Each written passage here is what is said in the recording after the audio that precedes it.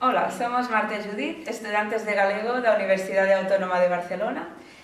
Imos ler un fragmento da obra Deus sentado nun sillón azul de Carlos Casares, escritor homenaxeado no Día das Letras Galegas deste ano. Vou comezar co texto en galego. E onde está agora?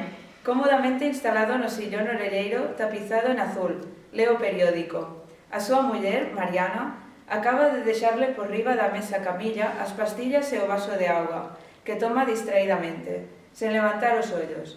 Debe estar lendo a noticia que di que onte pola mañá, a primeira hora do día, houbo un incendio na Praza das Mercedes, durante o cal morreron 2 individuos non identificados, quizáis mendiños que dormían no portal de alguna das casas queimadas ou delincuentes comuns que buscaran refuxio naquel lugar.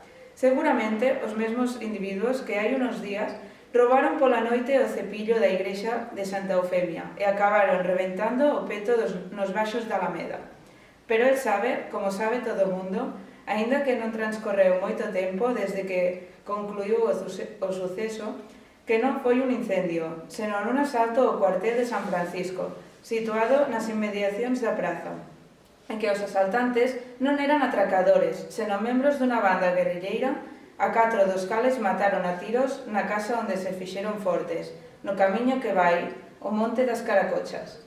Ademais de que os mortos non son 2, senón 7, entre eles un cabo artilleiro e 2 soldados. A noticia soubose xa onte pola radio, no parte das 9:30 da noite.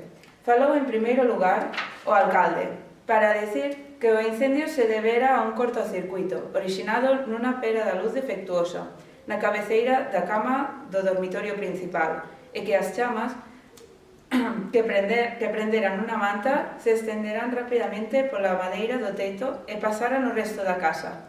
Falou tamén o xefe dos bombeiros, que dixo que a pesar de que a intervención do servicio fora case inmediata, dada a proximidade entre o parque e o edificio afectado, separados menos de 50 metros un do outro, non se puidera evitar a morte das persoas falecidas, sorprendidas polo lume durante o sono impedidas, ademais, dada a súa condición de mendiños enfermos e despauperados, para valerse por sí mesmas. E agora, Judith lerá o mesmo fragmento en catalán. On és ara, còmodament instal·lat a la butaca d'orelles entapissades de blau. Llegeix el diari. La seva dona, la Mariana, acaba de deixar-li sobre la taula braser les pastilles i el got d'aigua, que pren distet, sense alçar els ulls. Deu llegir la notícia que diu que ahir al matí, a primera hora, hi va haver un incendi a la plaça de les Mercedes, durant el qual va morir 2 individus no identificats. Potser captaires que dormien al portal d'alguna de les cases cremades o delinqüents comuns que havien buscat refugi en aquell lloc. Segurament els mateixos individus que fa uns dies, a la nit, van robar el caixonet d'almoines de l'església de Santa Eufèmia i van acabar rebentant-lo a la part baixa de l'Alameda. Però ell sap, com sap tothom, tot i que no ha transcorregut gaire temps des que ha conclòs l'esdeveniment, que no ha estat un incendi, sinó un assalt a la caserna de San Francisco, situada als voltants de la plaça, i que els assaltants no eren atracadors, sinó membres d'una banda guerrillera, 4 dels quals van ser morts a trets a la caserna on es van fer forts, el camí que va del Monte das Caracochas. A més, que els morts no són 2, sinó 7, entre ells un caporal d'artilleria i 2 soldats. La notícia es va saber ahir per la ràdio, a l'informatiu de 2:15 de la nit.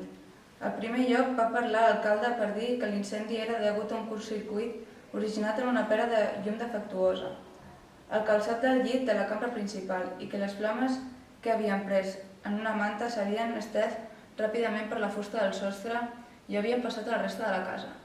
També va parlar el cap dels bombers, que va dir que tot i que la intervenció dels serveis havia estat gairebé immediata, donada la proximitat entre el parc i l'edifici afectat, separats menys de 50 metres l'un de l'altre, no s'havia pogut evitar la mort de les persones finades, sorpreses pel foc mentre dormien, i a més impedides, donada la seva condició de captaires malalts i de pauperats, sense valer-se per elles mateixes. Moitas grazas.